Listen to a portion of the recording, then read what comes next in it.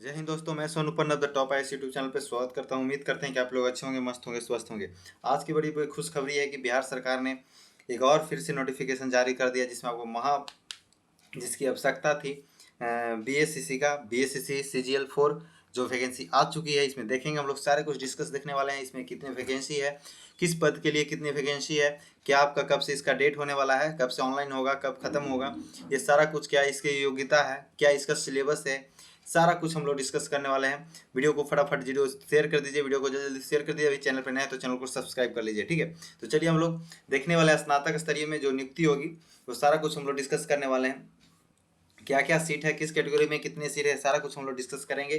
क्या सिलेबस है, सब संपूर्ण जानकारी आपको मिलने वाला है। एक प्रकार से क्या मिलने वाला है, संपूर्ण जानकारी आपको मिलने वाला है, ठीक है।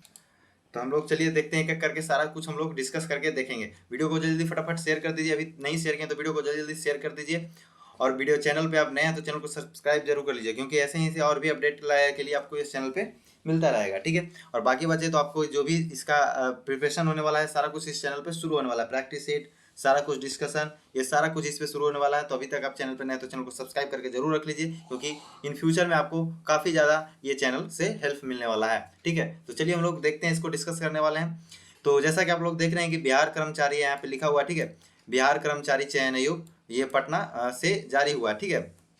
इसमें क्या है, स्नातक स्तरीय पद पर नियुक्ति होगा, जिसमें कि चतुर्थ स्नातक यानी कि सीजीएल 4, ठीक है, स्तरीय क्या है, चतुर्थ स्नातक स्तरीय संयुक्त प्रतियोगिता परीक्षा, ठीक है, यानी कि सीजीएल 4 का जो बिहार एसएससी सीजीएल 4 का जिसका इंतजार था वो आ चुका है, ठीक है। हम लोग देखने वाले हैं इसमें क्या क्या होने वाला है, ठीक है। चलिए देखिए, यहाँ पे देखिए ऑनलाइन रजिस्ट्रेशन की बात किया जा रहा है। यहाँ पे ऑनलाइन रजिस्ट्रेशन का यहाँ पे डेट दिया हुआ है 18/8/2025 से 17/9/2025 तक यहाँ रजिस्ट्रेशन होगा ऑनलाइन, ठीक है। ये आपका 18 से शुरू होगा, लास्ट डेट कितना है, 17/9/2025 है, ठीक है। चलिए उसके बाद बात किया जाए तो इसमें देखिए किस किस का पद का क्या क्या है। तो सहायक प्रशाखा पदाधिकारी, योजना सहायक, ठीक है, कनीय सांख्यिकी सहायक, ठीक है, डाटा एंट्री ऑपरेटर ग्रेड सी।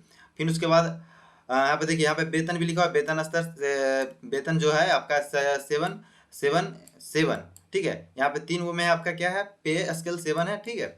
उसके बाद यहाँ पे बात किया जाए तो डाटा एंट्री का वेतन 6 है, ठीक है। उसके बाद यहाँ पे देखिए, यहाँ पे वेतन 5 है। इस प्रकार से आपका सारा पोस्ट दिया हुआ है, ठीक है। इस प्रकार के सारा पोस्ट दिया हुआ है, ठीक है। यहाँ पे देखिए लिखा हुआ, यदि किसी मान्यता प्राप्त विश्वविद्यालय से स्नातक के साथ मान्यता प्राप्त संस्थान से पीजीडीसीए अथवा बीसीए या बीएससी आईआईटी समकक्ष में यदि किसी प्रकार की आपकी डिग्री है तो आप इसमें ले सकते हैं, ठीक है, डाटा एंट्री ऑपरेटर में, ठीक है। चलिए उसके बाद देखिए, उसके बाद यहाँ पे देखिए, यहाँ पे लिखा हुआ है क्या है, विभाग द्वारा जो भी यहाँ पे रिक्त स्थान दिया गया है, किसमें कितना पोस्ट है, ठीक है। तो यहाँ पे देखिएगा, इधर आपका पद का नाम है, यहाँ पद का नाम है, यहाँ पे विभाग का नाम है, और यहाँ पे आरक्षित अनारक्षित है यहाँ पे, यानी कि यहाँ पे जितना भी कोटि दिया हुआ है कि अनारक्षित जनरल के लिए कितना है, अनुसूचित जाति के लिए कितना है, अनुसूचित जनजाति के लिए, अत्यंत पिछड़ा वर्ग के लिए, पिछड़ा वर्ग के लिए, पिछड़ा वर्ग की महिलाओं के लिए, आर्थिक रूप से कमजोर वर्ग के लिए कितना है, यहाँ पे ये सामने में दिया हुआ। उसके बाद बात किया जाए कुल पदों की संख्या यहाँ पे दिया हुआ है, ठीक है। तो यहाँ पे बाकी स्वतंत्रता सेनानी वाला यहाँ पे दिया हुआ है, ठीक है, दिव्यांग वाला यहाँ पे दिया हुआ है। तो इस प्रकार से सारा कैटेगरीज वाइज देखिए बताया गया है कि किसमें कितना सीट है, ठीक है। तो चलिए यहाँ पे देखिए, यहाँ पे एक लिखा हुआ है 35% क्षैतिज आरक्षण के तहत महिला हेतु आरक्षित पद है, यानी कि 35% आप लोग को महिला के लिए आरक्षण है, ठीक है। यानी कि 35% जो सीट होगा उसमें सिर्फ महिला जाएगी, ठीक है। तो पहला की बात किया जाए यहाँ पे देखिए, सहायक शाखा पदाधिकारी, जिसमें सामान्य प्रशासन विभाग पटना में आपको मिलेगा। इसमें देखिए आपका कितना पोस्ट है, जनरल के लिए कितना पोस्ट है, अनुसूचित जाति, यहाँ पे सारा कुछ डेटा दिया हुआ है, ठीक है। तो टोटल सीट जनरल की बात किया जाए तो कितना है आपका, तो टोटल सीट जनरल की बात किया जाए तो आपका कितना है, 1064 है, ठीक है। कितना है, 1064 है, ठीक है। चलिए उसके बाद बात किया जाए, इसी प्रकार से यहाँ पे आप देखिए योजना सहायक में भी आपका दिया हुआ है। तो योजना सहायक में आपका कितना 88 सीट है। इसी प्रकार से सारा चीज में आपको बांटा हुआ है, सारा चीज में क्या यहाँ पे सीट बांटा हुआ है, ठीक है। यहाँ पे देख लीजिए, देख सकते हैं कि किस किस पोस्ट में कितना कितना सीट है। तो यहाँ पे आपको दिखाई दे रहा होगा, ठीक है, क्या यहाँ पे दिखाई आपको दे रहा होगा सारा सीट, ठीक है। टोटल पदों की बात किया जाए तो 1481 पद है, ठीक है। कितना है, 1481 पद टोटल आपको यहाँ पे दिखाई दे रहा होगा, ठीक है। चलिए नेक्स्ट क्वेश्चन, यहाँ पे बात किया जाए तो यहाँ पे बात किया जाए, जैसा कि हमने बता ही चुके हैं कि जो मूल महिला निवासी अभ्यर्थी होंगे उसके लिए 35% सीट आरक्षित किया जा चुका है, ठीक है। चलिए उम्र सीमा की बात किया जाए तो उम्र सीमा की बात किया जाए तो देखिए यहाँ पे दिया हुआ है कि जो उम्र सीमा की गणना होगी वो 1/8/2025 तक के आधार पर होगी, ठीक है। कितना होगा, 1/8/2025 के आधार पे उम्र सीमा की गणना होगी। आपको हर एक इन्फॉर्मेशन इसमें मिलने वाला है, बस आप बने रहिए, एक एक चीज आपको बता दिया जाएगा, ठीक है। तो चलिए यहाँ पे देखिए, यहाँ पे उम्र सीमा दिया हुआ 1/8/2025 के आधार पे गणना की जाएगी। आधार को मतलब डेट ऑफ गिना जाएगा कब से, 1/8/2025 तक के गिना जाएगा, ठीक है, याद रखिएगा, ठीक है। उसके बाद चलिए, उसके बाद बताया जा रहा है इसमें कि देखिए यहाँ पे आपका, हाँ, न्यूनतम उम्र की बात की जाए, यानी कि न्यूनतम उम्र जो होगा आपका, मिनिमम उम्र होगा 21 वर्ष होना चाहिए, ठीक है, सभी कोटि के लिए है, सभी कोटि के लिए है, ठीक है। 21 वर्ष आपको कम से कम उम्र होना चाहिए, कम से कम आपका कितना होना चाहिए, 21 वर्ष का। आप किसी भी कोटि के रहे हैं, आपको 21 वर्ष होना जरूरी है, ठीक है। यहाँ पे देखिए अधिकतम उम्र सीमा सबके कोटि वाइज कोटि बांटा हुआ है। अनारक्षित पुरुष यानी कि जो जनरल पुरुष है, जनरल मेल का जो उम्र सीमा की बात करें तो अधिकतम उम्र सीमा कितना है, 37 वर्ष। 37 वर्ष के आप हैं तो आप इसको भर सकते हैं, ठीक है, 37 वर्ष तक आप इसको क्या कर सकते हैं, भर सकते हैं, जनरल जो पुरुष है। उसके बाद पिछड़ा वर्ग के अत्यंत पिछड़ा वर्ग जो पुरुष एवं महिला दोनों के लिए बात करें तो 40 वर्ष है, ठीक है। यानी कि जो पिछड़ा वर्ग हो और अत्यंत पिछड़ा वर्ग हो, पुरुष हो या महिला हो, दोनों मिलकर आप 40 वर्ष तक इसको भर सकते हैं, ठीक है। अनारक्षित महिला, ठीक है, अनारक्षित यानी जनरल महिला की बात किया जाए, जनरल फीमेल की बात किया जाए तो फीमेल की भी आपका 40 वर्ष है, ठीक है, यानी फीमेल का भी क्या है, 40 वर्ष है।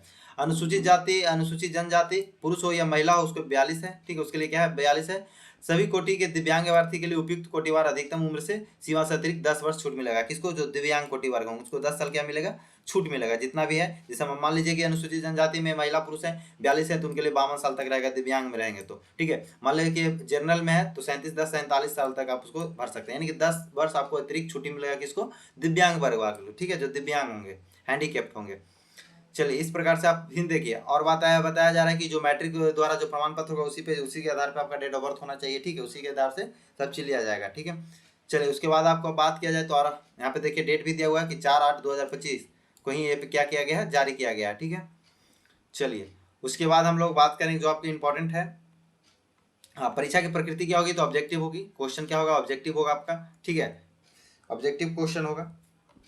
चलिए उसके बाद यहाँ पे बात किया जाए तो यहाँ पे देखिए प्रारंभिक परीक्षा वस्तुनिष्ठ प्रकृति की होगी। यहाँ पे लिखा हुआ साफ साफ कि प्रारंभिक परीक्षा क्या होगी, वस्तुनिष्ठ प्रकृति की होगी। प्रारंभिक परीक्षा के माध्यम से कोटिवार उपलब्ध रिक्तियों के 5 गुना संख्या के बराबर अभ्यर्थी को चयन मुख्य परीक्षा के लिए किया जाएगा। यानी कि देखिए जो भी प्री एग्जाम देंगे, यानी कि जो 2 एग्जाम इसमें होगा, प्री होगा, प्री में कितना गुना लिया जाएगा, 5 गुना लिया जाएगा। जितना भी वैकेंसी रहेगा उसका 5 गुना आपका प्री में क्वालिफाई कराया जाएगा, ठीक है। यानी जो प्री 5 गुना उसमें लिया जाएगा, उसके बाद उसको मुख्य परीक्षा में दिया जाएगा, उसको मुख्य परीक्षा देने के ऑप्शन मिलेगा, ठीक है। जो भी 5% मान लीजिए जो भी होगा प्री में, अब कितना परसेंट, जो भी वैकेंसी उसका 5% बच्चे को मेंस के लिए भेजेंगे, ठीक है। तो जो भी प्री में पास करेंगे उनको 5% जो भी होगा बच्चा उसका मेंस में जाएगा, ठीक है, मेंस के एग्जाम के लिए जाएगा। मुख्य परीक्षा हेतु विज्ञापन प्रकाशित किया जाएगा अलग से, उसमें आपको फिर मेंस देना होगा, ठीक है। तो पहले प्री होगा, प्री में 5 गुना आपको लिया जाएगा, जितना भी वैकेंसी रहेगा उसका 5 गुना लिया जाएगा, उसको फिर मेंस में बैठाया जाएगा, मेंस निकलेगा, उसके बाद फिर आपका आगे की प्रक्रिया किया जाएगा, ठीक है।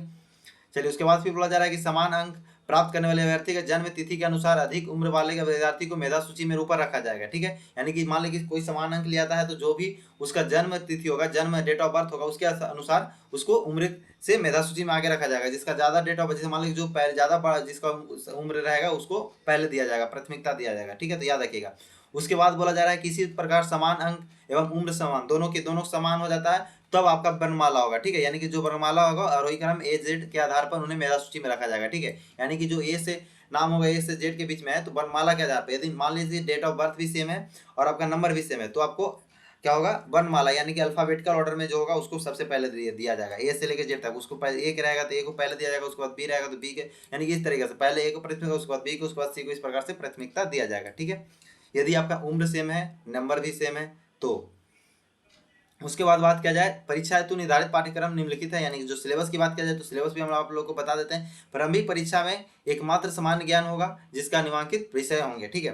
प्रारंभिक परीक्षा में क्या होगा, एक मात्र आपका एक पेपर होगा जिसमें सामान्य ज्ञान होगा। इसमें क्या क्या होगा, तो समान अध्ययन होगा, ठीक है, समान विज्ञान एवं गणित होगा, फिर मानसिक क्षमता होगा, ठीक है, मानसिक क्षमता जांच होगा। यानी कि आपका एक प्रकार से क्या होगा, मान लीजिए कि आपका समान अध्ययन में सारा जीएस का पोर्शन होता है, history, geography, polity, economics, static, current सब आ जाएगा, ठीक है। उसके बाद जो समान विज्ञान एवं गणित है तो उसमें आपका साइंस आ जाएगा और गणित आ जाएगा, ठीक है, मैथ आ जाएगा, ठीक है। उसके बाद मानसिक क्षमता जांच यानी कि आपका रीजनिंग आ जाएगा, ठीक है। यानी कि जीएस, साइंस, मैथ और रीजनिंग, इस प्रकार से आपका क्या होगा, रहेगा सिलेबस में, ठीक है। इस प्रकार से आपका क्वेश्चन यहाँ से आपको किस में देखने को मिलेंगे, तो प्रारंभिक परीक्षा जो होंगे उसमें देखने को मिलेंगे, ठीक है। प्रश्न जो होगा वस्तुनिष्ठ होगा, बहुकल्पीय होंगे यानी कि एमसीक्यू होंगे, ठीक है। कुल प्रश्नों की संख्या 150 होगी, ठीक है, कितने होगी, 150 होगी।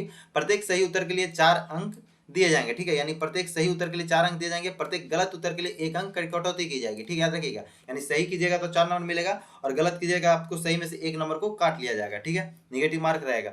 परीक्षा की अवधि 2 घंटा 15 मिनट रहेगी, यानी परीक्षा की जो अवधि होगी, टाइम टेबल, वो आपका कितना रहेगा, 2 घंटा 15 मिनट रहेगी, ठीक है। उसके बाद बात किया जाए कि प्रारंभिक परीक्षा भाषा के माध्यम हिंदी अंग्रेजी दोनों में से आपको किसी भी एक ले सकते हैं, जो आपको जिसमें आपको सही लगे उसमें आप ले सकते हैं, ठीक है। चलिए, उसके बाद बात किया जाए तो यहाँ अभ्यर्थी को 3 पुस्तक अर्थात यानी खंड, प्रत्येक खंड में मिलेगा, यानी कि पहला खंड जो मिलेगा आपका समान अध्ययन का रहेगा, जो पहला खंड रहेगा वो समान अध्ययन का रहेगा, ठीक है। उसके बाद दूसरा खंड जो रहेगा गणित का रहेगा, और तीसरा खंड रहेगा समान विज्ञान का, ठीक है, याद रखिएगा किसका रहेगा, समान विज्ञान का खंड रहेगा। पुस्तकों में NCERT, BSEB, ICCI, CSE board, अन्य बोर्ड टेक्स्ट बुक के मान्य होंगे, ठीक है। यानी कि जो एनसीईआरटी बेस्ड रहेगा, बीएसईबी यानी कि बिहार बोर्ड का जो टेक्स्ट बुक है उसको, और आईसीएसई का अन्य बोर्ड जो टेक्स्ट बुक से मान्य क्वेश्चन होंगे, इतना ही से आपका आएगा क्वेश्चन, चाहे एनसीईआरटी हो चाहे बिहार एसएससी जो बिहार टेक्स्ट बुक है, ठीक है, बीएसईबी का, ठीक है, या आईसीएसई का यहाँ पे लिखा हुआ है तो ये भी रहेगा, या फिर कोई भी अन्य बोर्ड के टेक्स्ट बुक जो होंगे उसी के मान्य होंगे, ठीक है। क्वेश्चन यदि आपका कहीं भी किसी क्वेश्चन में डाउट होता है तो आप दे दीजिए, तो इसी जो क्वेश्चन जो किसी टेक्स्ट बुक में रहेगा उसी का मान्य होगा, ठीक है, बाकी का किसी का मान्य नहीं होगा। किसी विषय में संबंधित गाइड पुस्तक की फोटोकॉपी, हस्तलिपि, कागज, नोट्स, इलेक्ट्रॉनिक उपकरण आदि परीक्षा भवन में ले जाने से नहीं ले जा सकते, ठीक है। यहाँ पे लिखा हुआ है साफ साफ, ये सब चीज़ नहीं ले जा सकते हैं। इस साथ हम लोग डिस्कस करेंगे बाद में, एग्जाम टाइम में भी डिस्कस करेंगे, फिलहाल के लिए आप लोग जो इंपॉर्टेंट है उसको हम लोग देख लेते हैं, ठीक है। चलिए, उसके बाद बोला जा रहा है सिलेबस में प्रारंभिक परीक्षा सिलेबस के निम्न प्रकार हैं, क्या क्या है। तो पहला खंड में आपका समान अध्ययन है, जिसमें आपका क्या होगा, इस प्रश्न का उद्देश्य अभ्यर्थी के आसपास जो भी वातावरण है, करंट अफेयर का जो भी क्वेश्चन होगा वो सारा कुछ इसमें शामिल किया जाएगा, ठीक है। उसके बाद बात किया जाए तो जितने भी होंगे समसामयिक, जैसे कि पूछे जो आजकल के जो आपके आसपास चल रहे हैं, जो पड़ोसी देश में आजकल के चल रहे हैं, आसपास के चल रहे हैं, उससे रिलेटेड क्वेश्चन रहेगा। समसामयिक विषय में आपका क्या क्या रहेगा, वैज्ञानिक प्रगति, राष्ट्रीय अंतर्राष्ट्रीय पुरस्कार, भारतीय भाषाएं, पुस्तक, लिपि, राजधानी, मुद्रा, खेल, खिलाड़ी, महत्वपूर्ण घटना, ये सब चीज आपका करंट अफेयर का टॉपिक है। ये सारा जो है आपका करंट अफेयर में आएंगे, ठीक है, ये सब कहाँ आएंगे, करंट अफेयर में आएंगे, ठीक है, ये सब सामान्य अध्ययन के अंदर ही आएंगे, ठीक है। तो करंट अफेयर में क्या क्या आएंगे, ये सारा टॉपिक्स आपको आएंगे, यहाँ पे दिख रहा होगा।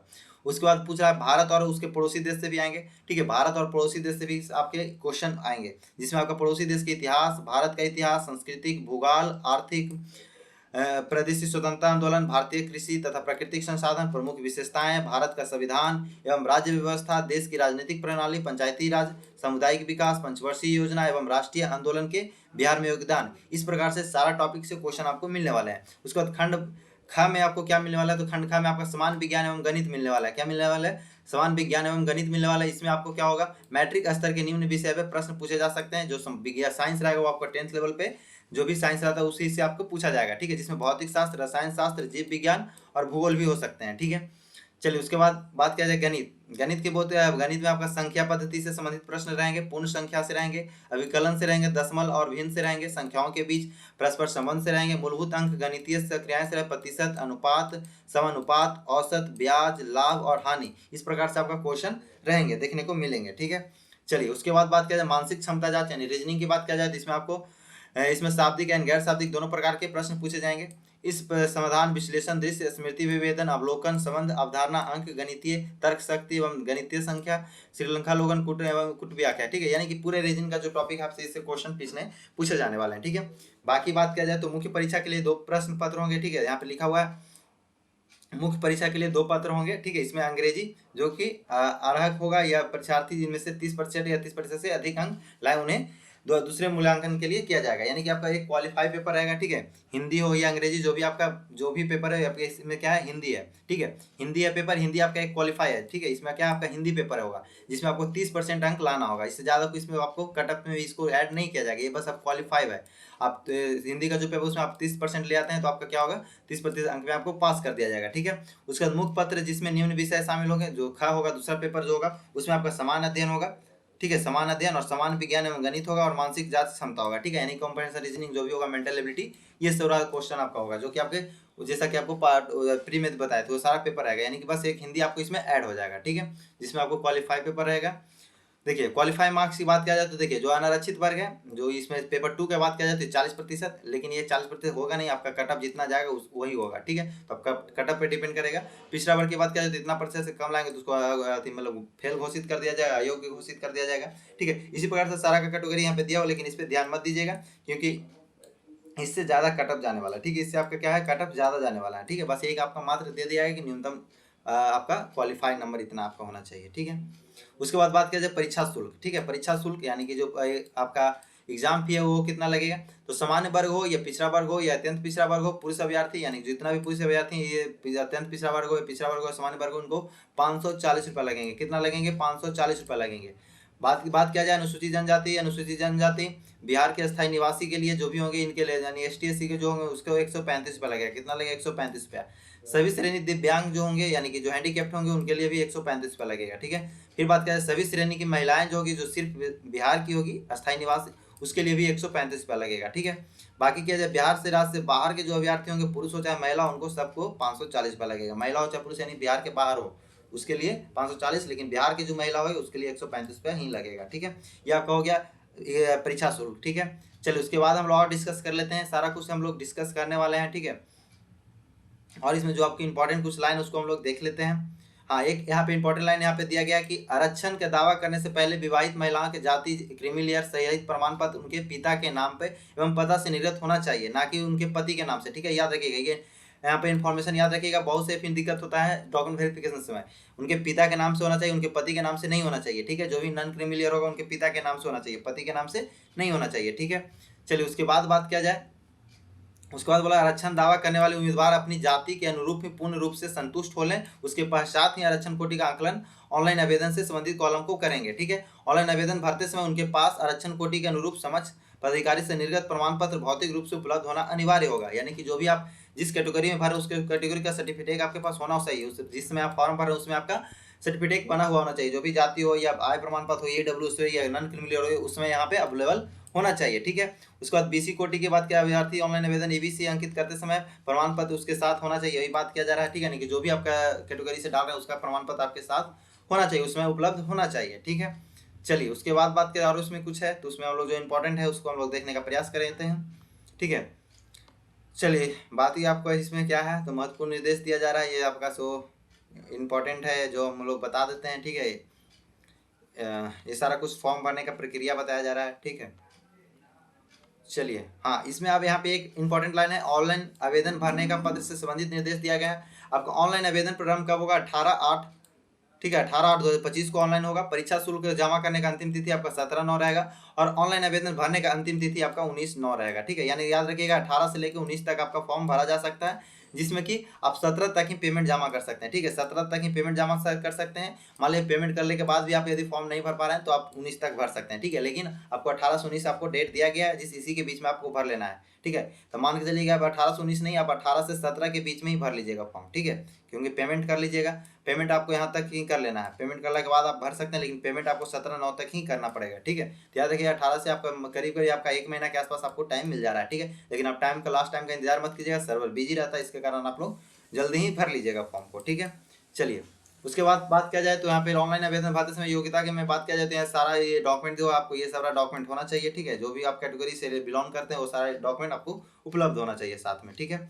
चलिए और कुछ इसमें दिया हुआ है तो नहीं, बस यहीं पे दिया हुआ था, ठीक है। ये घोषणा पत्र है, ये बाकी आप यहाँ अंतिम तिथि बता ही चुके हैं कि आपका 18/8 से लेकर 19/9 रात्रि 11:59 बजे तक सर्वर टाइम रहेगा। उसके बाद आपका नई फॉर्म भरा जाएगा, ठीक है। लेकिन आप याद रखिए इससे डेट से पहले आप फॉर्म भर लीजिएगा, सर्वर बिजी रहता है, ठीक है। इसके लिए बस इस वीडियो में इतना ही था, सारा इन्फॉर्मेशन आपको उम्मीद करते हैं कि आप लोग सारा इन्फॉर्मेशन क्लियर हो चुका होगा, सारा डाउट क्लियर हो चुका होगा कि क्या सिलेबस आएगा, कितना पेपर होगा, मेंस होगा, प्री होगा, क्या क्या होगा, कितना गुना लिया जाएगा वैकेंसी, कितना वैकेंसी है, किस कैटेगरी में कितना वैकेंसी है, ये सारा कुछ डिस्कस, कितना उम्र सीमा होना चाहिए, सिलेबस सारा कुछ डिस्कस कर चुके हैं। लास्ट डेट ये कितना लास्ट डेट है, कब फॉर्म भराएगा, ये सारा कुछ हम लोग डिस्कस क्लियर हो चुका है। अब यदि वीडियो अच्छा लगा हो तो वीडियो को शेयर कर दीजिएगा, जरूर कर दीजिएगा, ठीक है।